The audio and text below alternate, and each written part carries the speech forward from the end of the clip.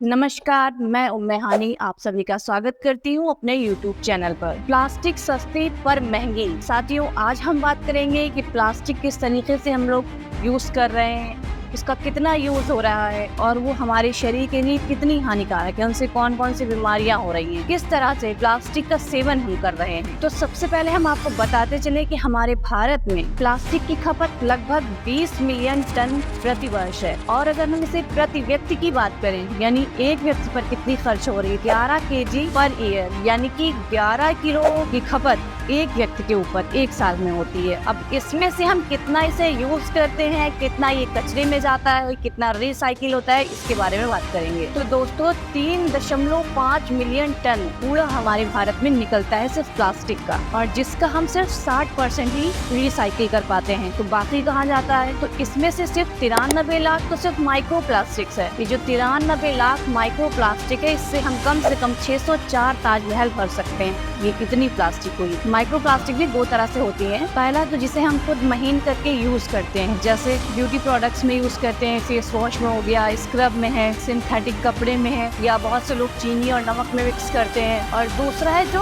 खुद ब खुद टूट करके मिक्स हो जाती है, जैसे हमने पानी में डाल दिया, वो पानी में पड़ा रहने की वजह से वो धीरे धीरे छोटी हो जाती है। उसके बाद उसी छोटे कण को पानी के जीव खाते हैं और फिर वो उन्हें नुकसान पहुंचाती है। इसी तरह से मिट्टी में मिक्स होकर के उसकी गुणवत्ता को हानि पहुंचाती है, वहां से वो खाने की चीजों में प्रवेश कर जाती है। तो हवा, पानी और खाने के माध्यम से ये माइक्रो प्लास्टिक्स हमारे शरीर के अंदर प्रवेश करती है और हमें तमाम सारी परेशानियां पैदा करती है, जिससे हमें सांस की बीमारी हो सकती है, इंडाइजेशन होता है, यानी कि हमारी पाचन शक्ति खराब होती है, बहुत सारे हार्मोन्स डिस्टर्ब होते हैं। तो इस कचरे को किस तरीके से रोका जाए? हम रोक नहीं सकते तो कैसे कम किया जाए? रिसाइकिल इसका कैसे बढ़ाएं? ये हम ऐसा कौन सा कदम उठाएं जिससे इस यूज को कम कर सकें? तो सबसे पहले तो सरकार ने एक मुहिम चलाई थी इस प्लास्टिक के कचरे को रोकने के। ये सरकार की एक पहल थी कि आप प्लास्टिक ना यूज करें, घर से थैले लेकर के जाएं।